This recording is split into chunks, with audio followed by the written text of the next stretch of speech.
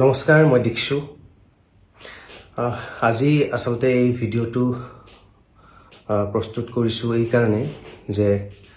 যোৱা কিছুদিন ধৰি সামাজিক মাধ্যমতে হওক বা সংবাদ মাধ্যমতে হওক মোৰ বিষয়ে যিখিনি কথা ওলাই আছে এই কথাখিনিৰ কাৰণে একচুয়ালি মানসিকভাৱে বহুত কষ্ট পাইছো আৰু আসলতে দুৰ্বল হৈ গৈছো মই ৰাইজলৈ বিনম্ৰভাৱে এইটোৱে অনুৰোধ কৰিব খুজিছো যে যোৱা 20টা বছৰে যেনেকে আপোনালোকে মোক মৰম আৰু বিশ্বাস কৰিছে সেই বিশ্বাস আৰু মৰমখিনি যাতে মোৰ ওপৰত আপোনালোকে সদায় ৰাখে কিয়নো মই আগতেও কেতিয়াও বেআইনী কাম কৰা নাছিলো এতিয়াও মই কৰা নাই আৰু ভৱিষ্যতেও মই নকৰো এইখিনি বিশ্বাস আসলতে মোৰ ওপৰত আপোনালোকে ৰাখক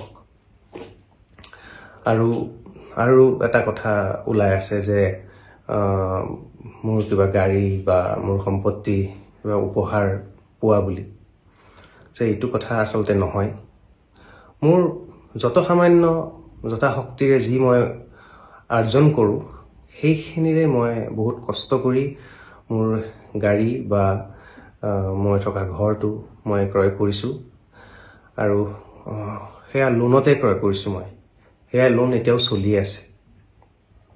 গতিকে এই বিশ্বাসটো যাতে ৰাখক আৰু মোৰ এইবিলাক যাতে বেলেগ কথাত আপোনালোকে বিশ্বাস নকৰে সেইখিনি কথাই মই অনুৰোধ কৰিব বিচাৰিছো আপোনালোকক মোৰ এই ভিডিওটোৰ জৰিয়তে আৰু আসলতে এই গুটেই কাৰ্যকলাপটোত